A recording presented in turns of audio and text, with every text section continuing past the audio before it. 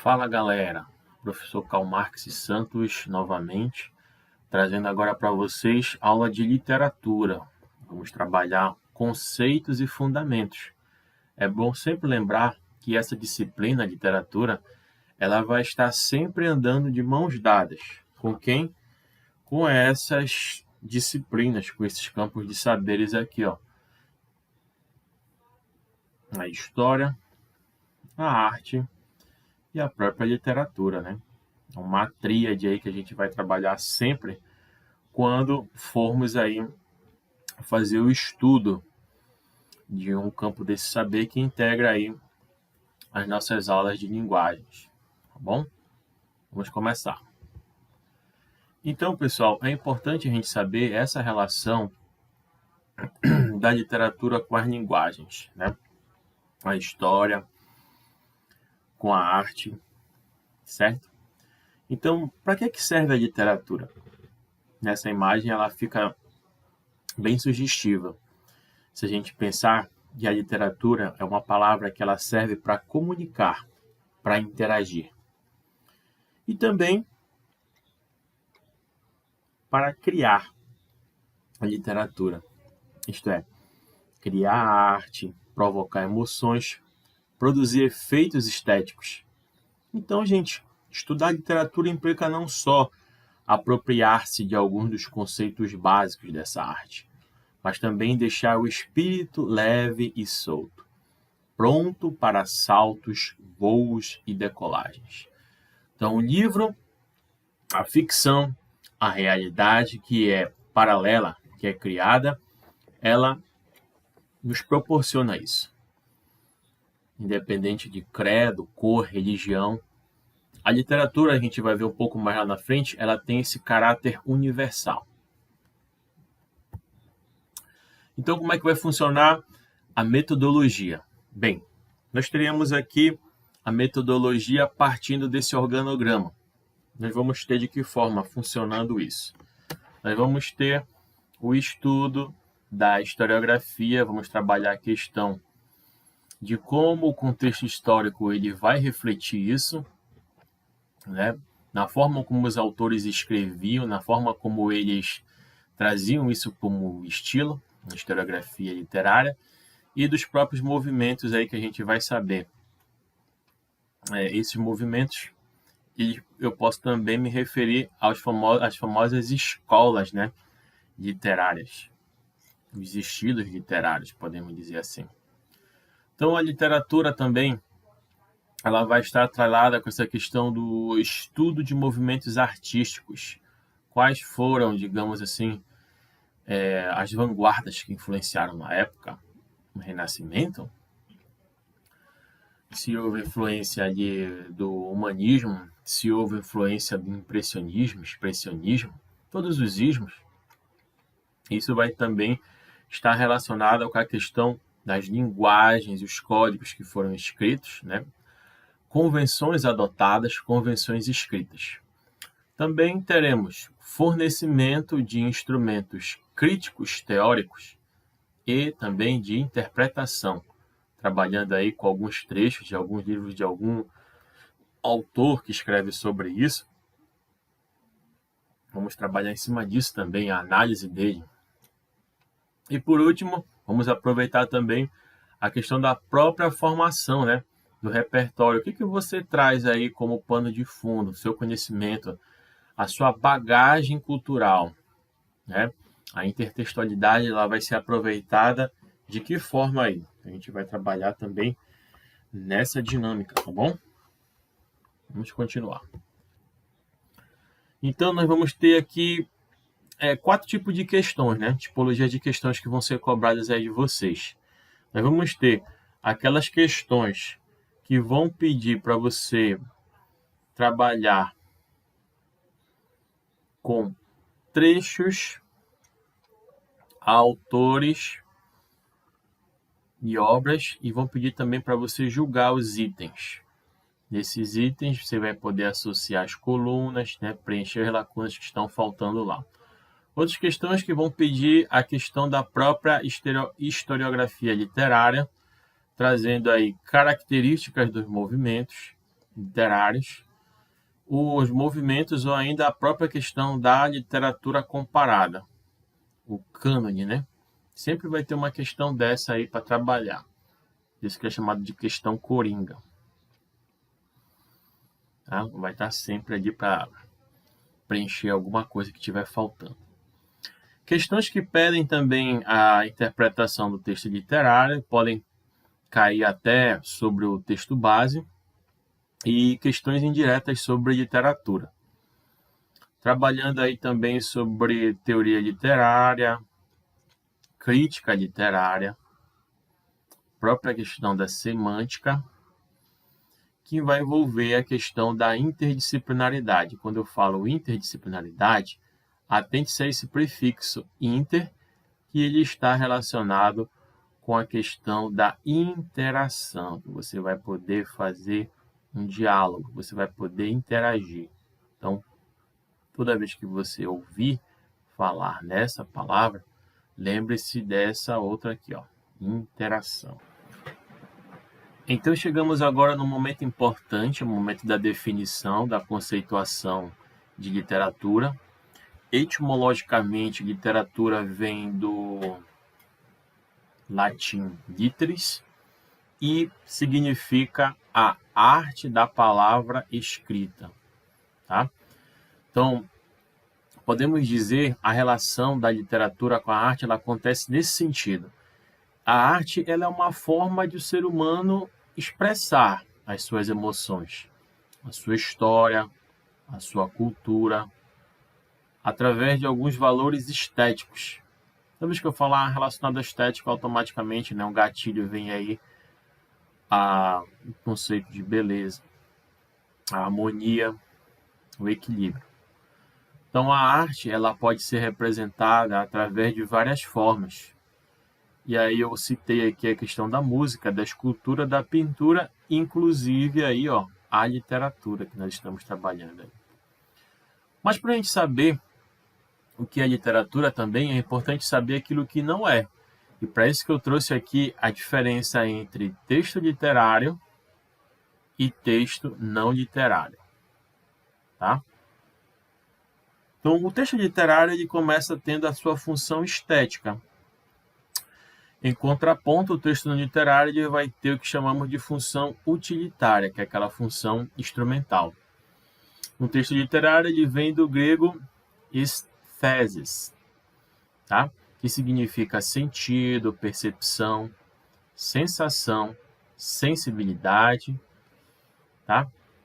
Enquanto que o texto literário ele vai estar relacionado mais com a questão da informação, do convencimento, da explicação, do referencial e da documentação.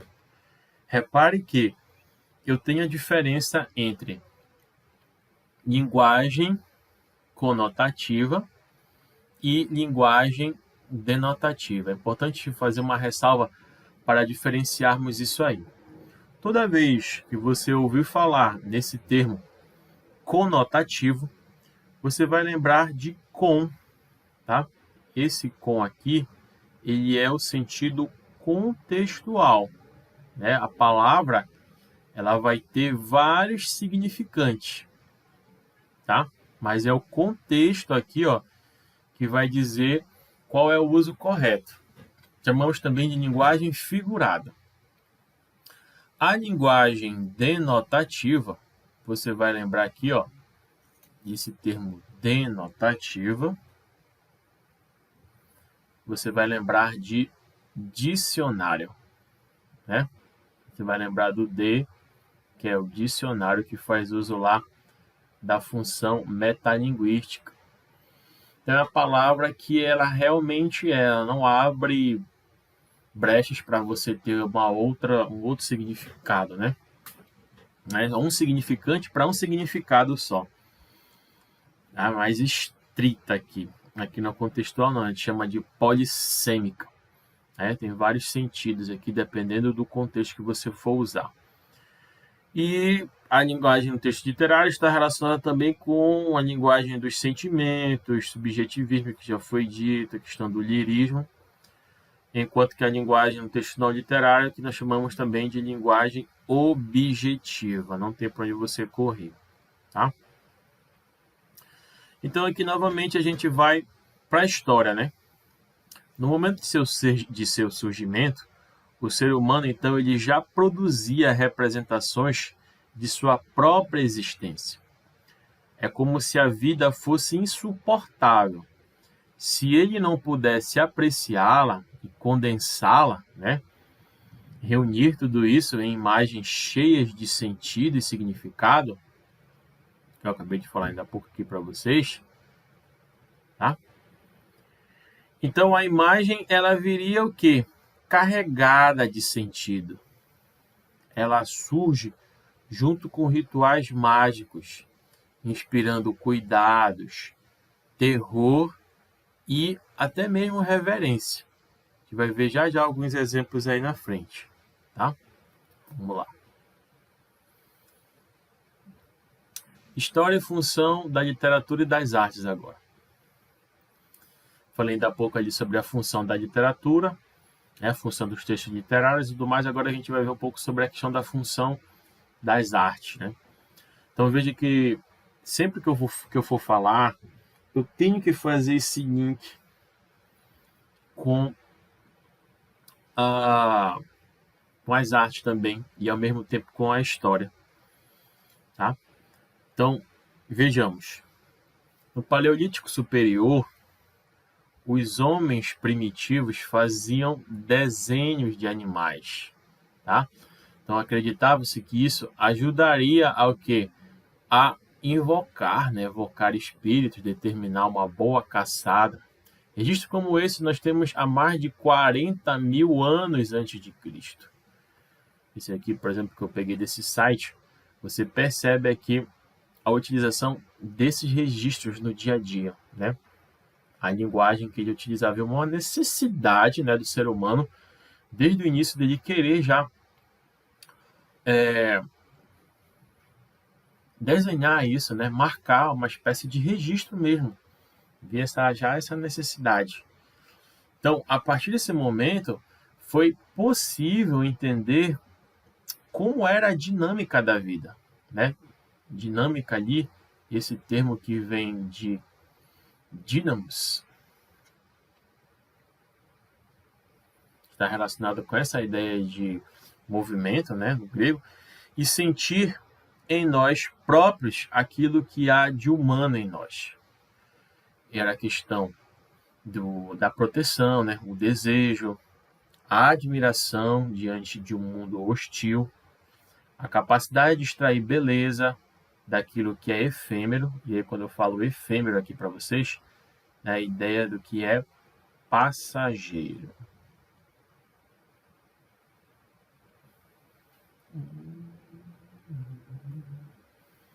Aprendendo aqui palavra nova, né, professor? E isso sempre é bom aí a gente trazer tudo isso aí.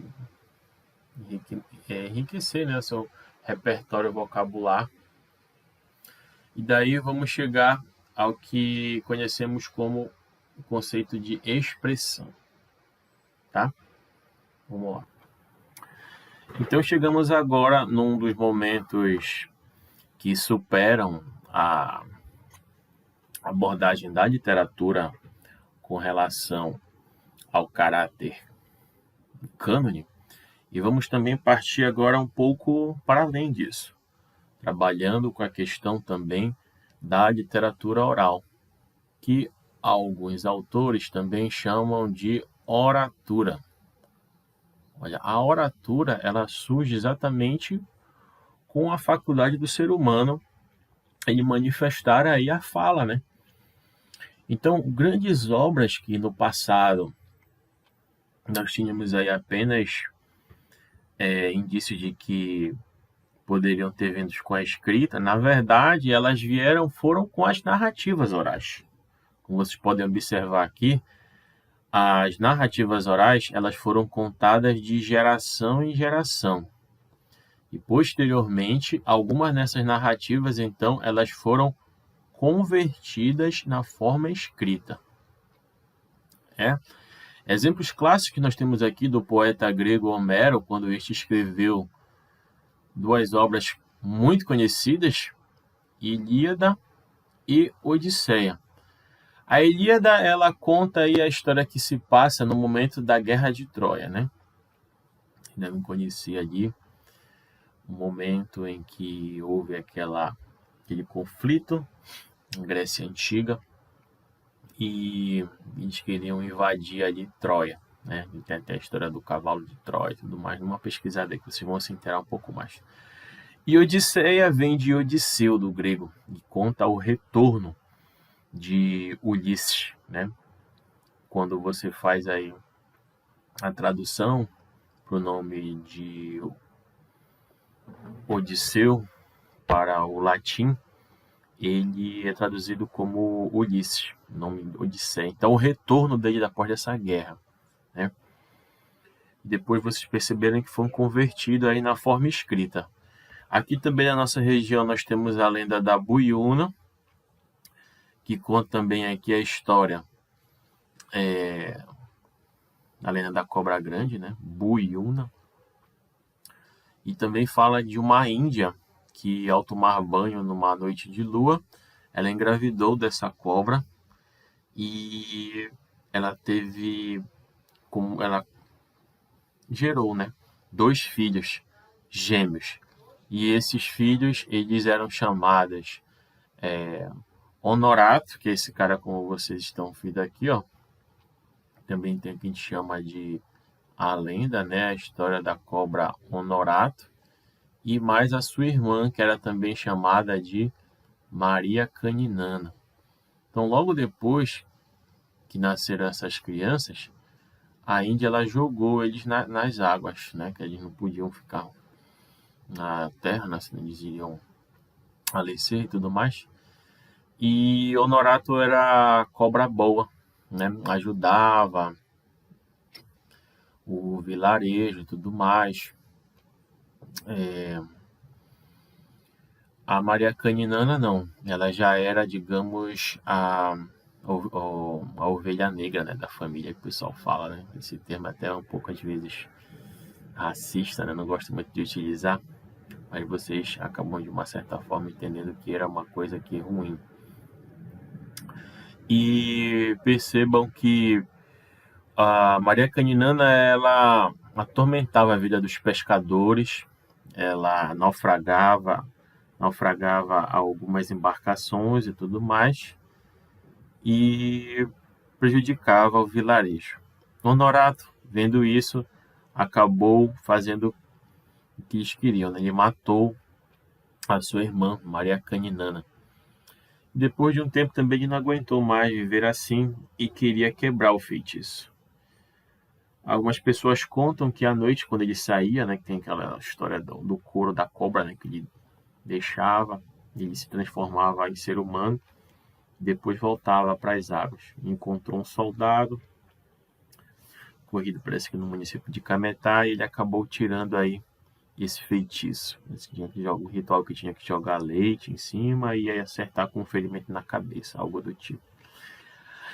Sendo história ou não, lenda é que as pessoas ainda acreditam muito ainda nessa lenda da cobra grande, tá? Então, podemos resumir assim, que a literatura ela é a arte que se manifesta pela palavra, seja ela escrita, que é o próprio conceito de literatura, ou falada, que é também chamada de oratura. Vamos seguir em frente. Então, como eu acabei de mostrar aqui para vocês, novamente uma abordagem histórica, a literatura conceituada como arte da palavra escrita, percebe-se que o próprio registro escrito ele vai acontecer ali, né, um dos primeiros registros, por volta de 3200 a.C., na Mesopotâmia, por um dos povos conhecidos como os Sumérios, tá? Eles vão desenvolver um dos primeiros códigos escritos. Esse aqui que eu vos falo é o cuneiforme.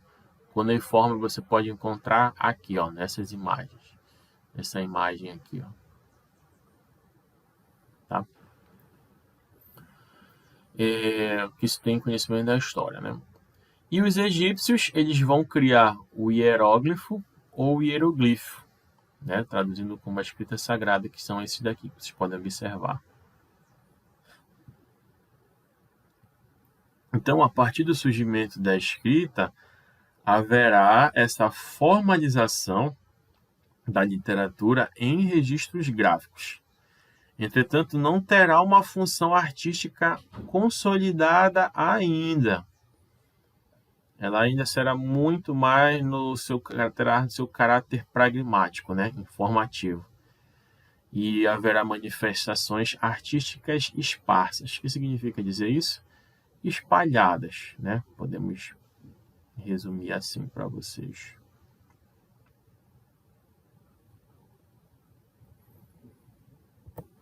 E aí nós vamos ver que no ano de 400 a.C., na Grécia Antiga, haverá um boom nas produções literárias. E elas vão acontecer fazendo que haja essa consolidação, principalmente por dois caras aqui que eu vou mostrar aqui para vocês. Esse aqui, o Platão,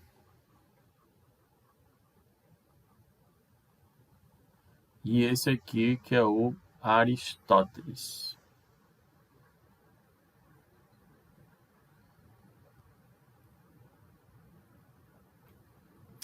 O Platão ele vai escrever no terceiro livro, A República, sobre os gêneros literários que nós vamos trabalhar mais lá na frente. Vamos saber, né? Gênero literário, vamos trabalhar a questão da prosa, da poesia, vamos trabalhar o gênero teatro, vamos trabalhar o gênero lírico, tudo isso vamos ver ainda nas aulas que estão por vir. E o Aristóteles ele vai escrever no terceiro capítulo de sua obra poética como eram classificados, né, esses gêneros literários. Que eles tinham que atender algumas funções. Uma delas era a hedonística, proporcionar o prazer. A outra era a catártica, que vem de catarse, forma de você extravasar, de você expelir, né? Tudo isso que há de ruim para ocasionar o efeito desse alívio das tensões. E também temos a questão da função mimética, que está relacionada à imitação da realidade. Então chegamos agora a uma metáfora muito interessante, quando eu vou explicar acerca desse aspecto da literatura, que é o que nós chamamos aqui de verossimilhança. Ora, verossimilhança, vero, que quer dizer verdade, e similhança, que está relacionado com a semelhança. Então, a verossimilhança é o que podemos dizer assim, que é semelhante à verdade.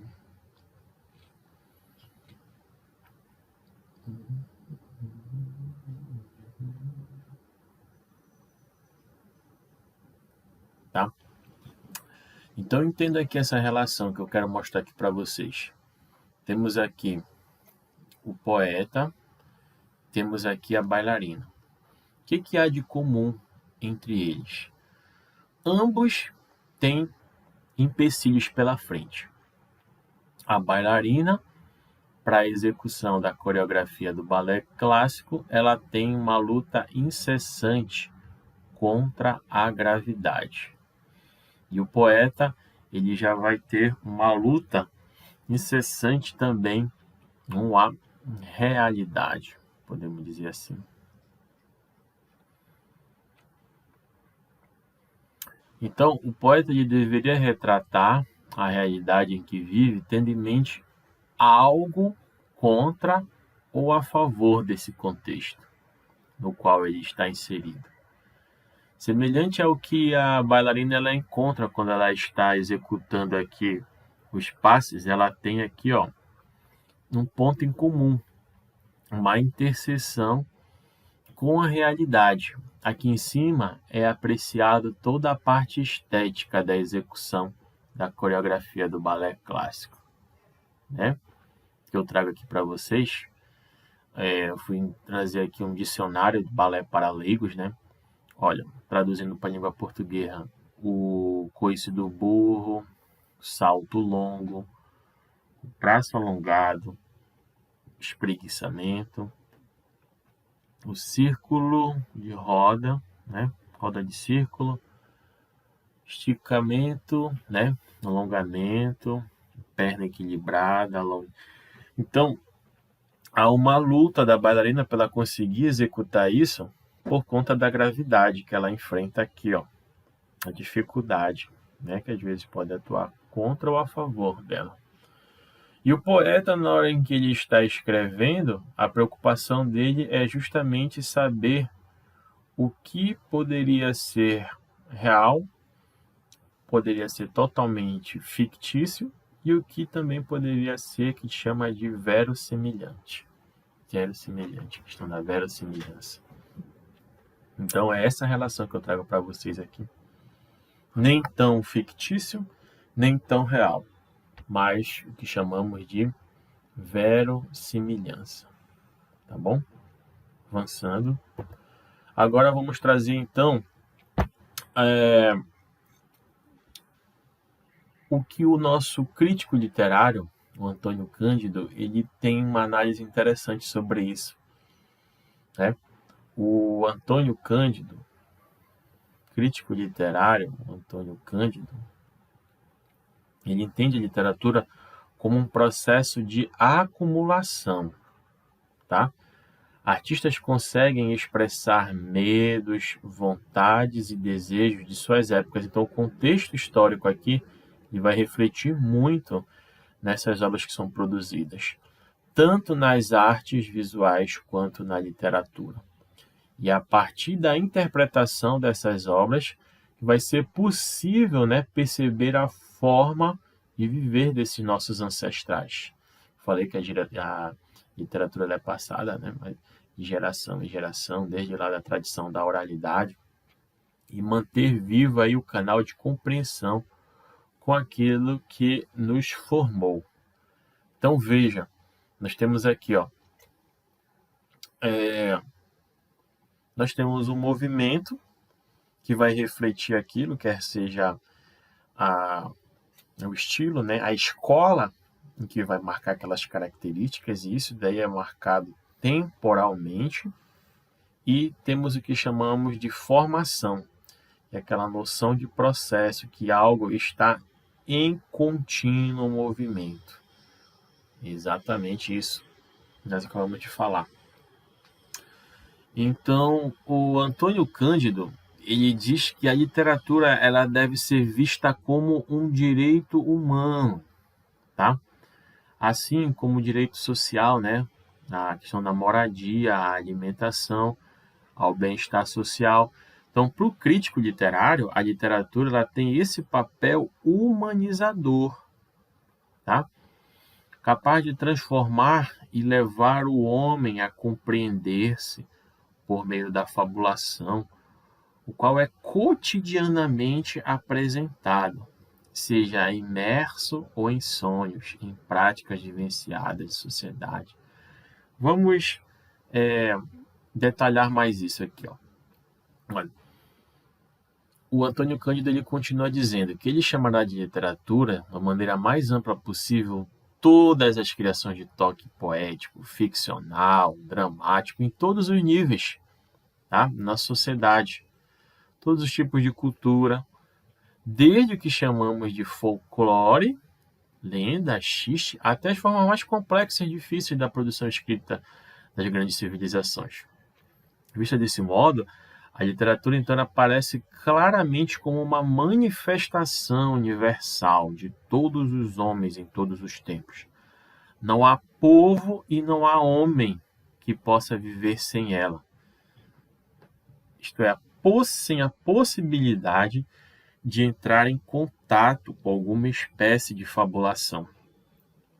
Assim como todos sonham todas as noites, ninguém, gente, aqui é interessante isso. Você pare para refletir, ó, ninguém é capaz de passar as 24 horas do dia sem alguns momentos de entrega do universo fabulado.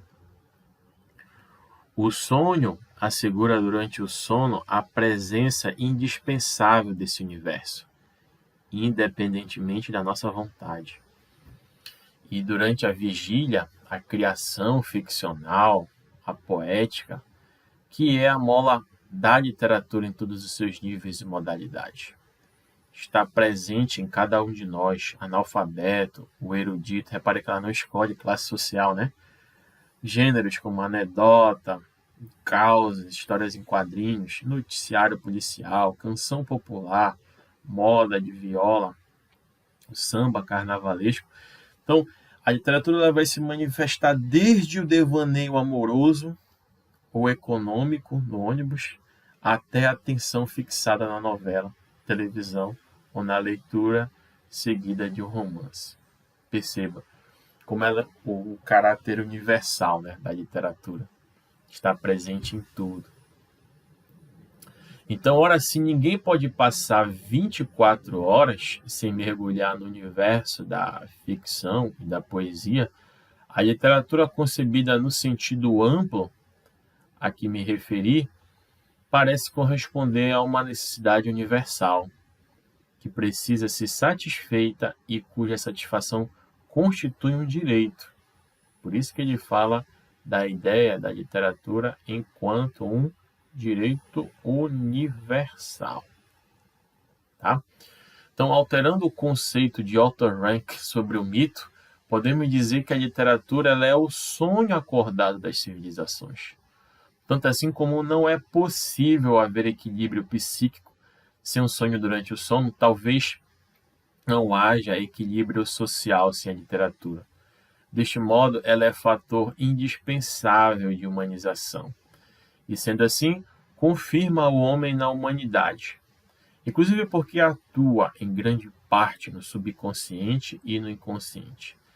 Nesse sentido, ela pode ter importância equivalente à das formas conscientes de incultamento intencional, como a educação familiar, grupal ou escolar. Cada sociedade cria as suas manifestações ficcionais, poéticas, dramáticas, de acordo com os seus impulsos, as suas crenças, os seus sentimentos, as suas normas, a fim de fortalecer em cada um a presença e a atuação deles.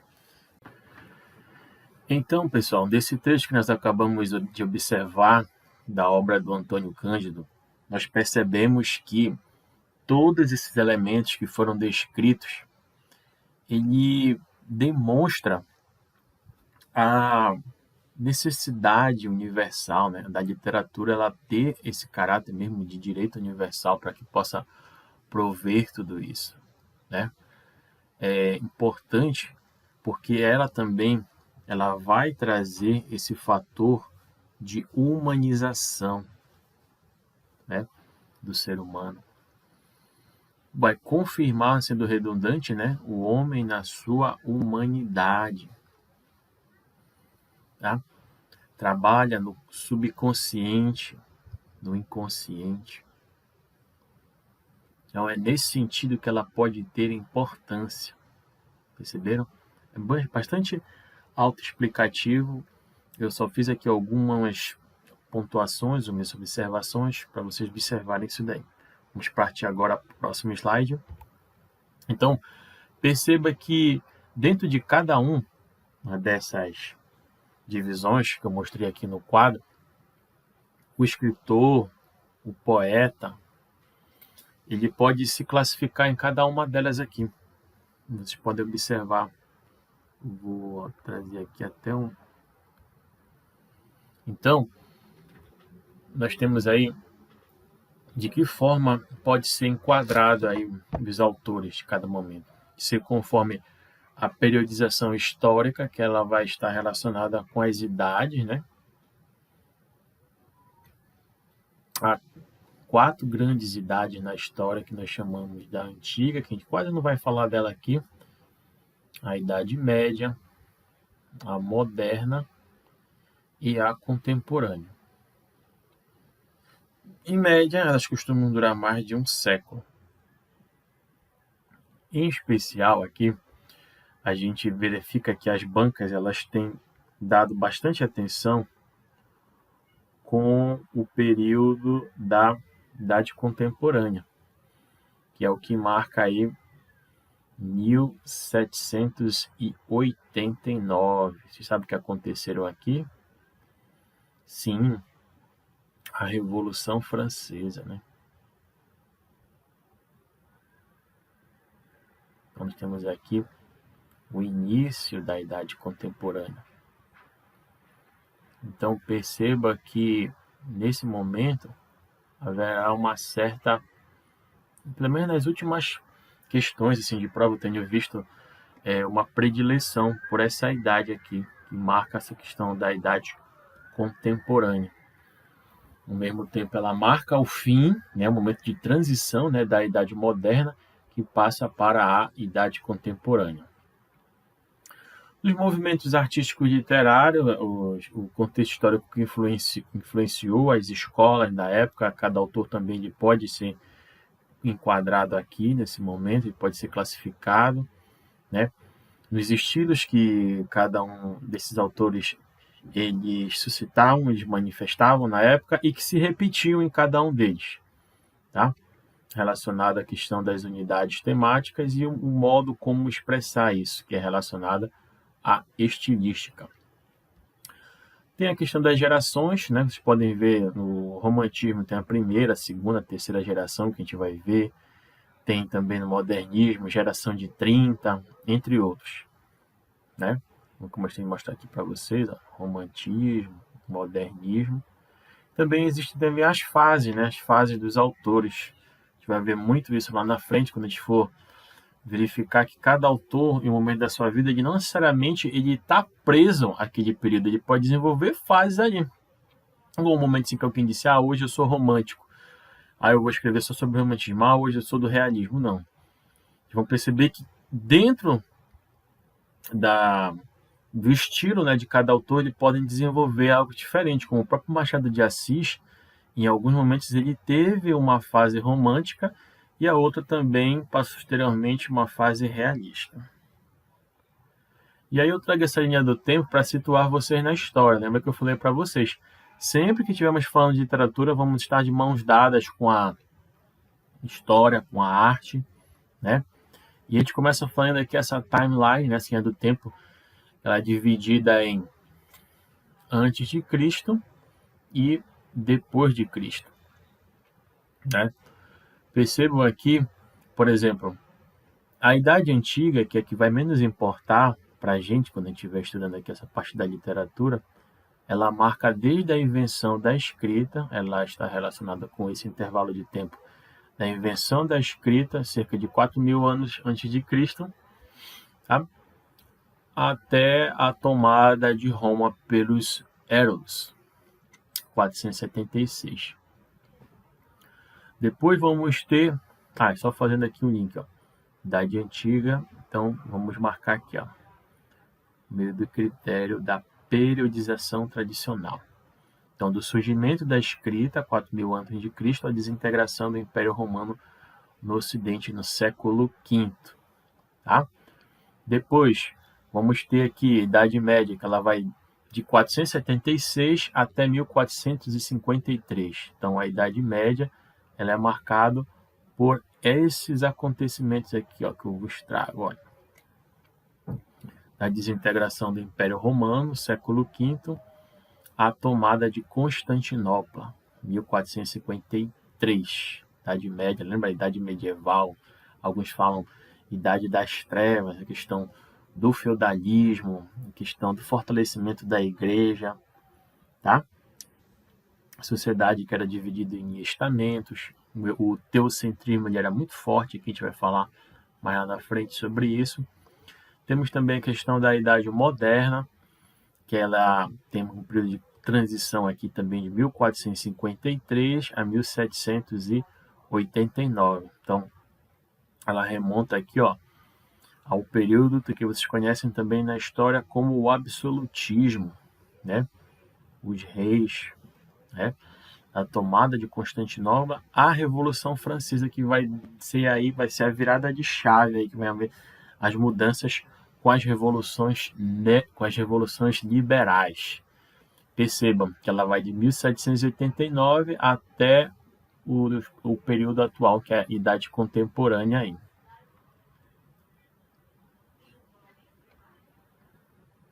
Então veja o reflexo que cada um desses períodos, né, periodização, vai repercutir na literatura e também na arte, né? A Idade Média, por exemplo, que vai do século V ao século XV, vamos aí a origem das formas poéticas de vários gêneros, trabalhando aqui a questão da arte bizantina, né? Veja aqui a imagem, a gente vai comentar sobre Cristo Pantocrator, que é o nome desse mosaico. Aqui manifesta-se na Europa trovadorismo e no Brasil o quinhentismo. Na arte nós temos aí manifestação do românico, né, do gótico, do bizantino. Na Idade Moderna, que nós acabamos de ver ainda há pouco, predomínio da poesia, as formas poéticas sagradas, consagradas, soneto, poesia épica, a questão da grandiosidade está relacionado com a questão do classicismo, que também podemos usar o sinônimo aqui, ó. E aqui nós temos logo em seguida um movimento do classicismo, que também vai ser chamado de humanismo. Lembra que eu falei antes? Falei que no período da Idade Média, né, nós tínhamos o teocentrismo. E agora no humanismo vai ter o antropocentrismo, a humanização. Nós temos aqui também na arte, desenvolvimento aqui do Renascimento. Depois nós temos aqui a questão do barroco, a questão da exaltação religiosa, vai fazer muito presente aqui o impacto que vai trazer também aqui na arte, o barroco. O arcadismo, que vai ser uma volta ao classicismo, por isso o uso do prefixo aqui, ó, neoclassicismo, tá? O romantismo aqui ele vai estar presente também na arte, no romantismo. Chegamos agora à Idade Contemporânea, que vai do século XIX até hoje, né? Até a atualidade, trabalhar vários gêneros, introdução do gênero romance, mundo prosaico. Então, gente, vocês vão perceber que esses acontecimentos, né? A história da Idade Contemporânea vai refletir aqui no romantismo, por exemplo, na arte, novamente, aqui com a questão do subjetivismo, da solidão. A Revolução Industrial, por exemplo, vai impactar muito aqui na questão do realismo, simbolismo, parnasianismo, que vai repercutir também aqui nas obras do impressionismo. A gente vai ver daqui a pouco a análise desses quadros aqui, que vai servir já como a transição para os modernismos até hoje. As vanguardas. Acho que termina com o ismo, né? E a pop art. Vamos agora para uma parte muito bacana da aula, que é a análise desses quadros que eu coloquei aqui para vocês. Vamos fazer uma pequena análise de cada um deles aqui. Aqui é a imagem do Cristo Pantocrator, de Pan, a ideia de divindade de Cristo, Krator do grego Kratos, então o Cristo do Poderoso, que está representado aqui nesse mosaico. Os dedos para trás e o dedo para frente representam aqui o Pai, Filho e Espírito Santo, né? Questão do teocentrismo aqui muito forte. Esse mosaico está presente na Basílica Ortodoxa de Monreale, na Sicília, Itália. Aqui, por exemplo, nós temos a escultura de Davi, que é uma das esculturas mais famosas do artista renascentista Michelangelo. O trabalho retrata o herói bíblico.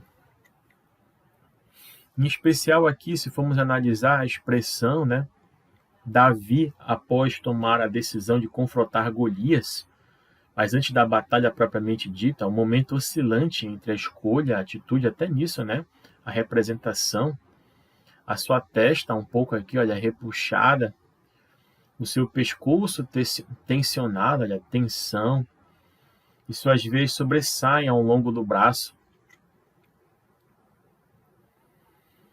Ao invés de ser demonstrado vitorioso sobre um oponente muito superior, Davi vai ser aqui retratado por Michelangelo tomado de tensão antes do confronto, a aproximação, né, dele com o ser humano mesmo, normal.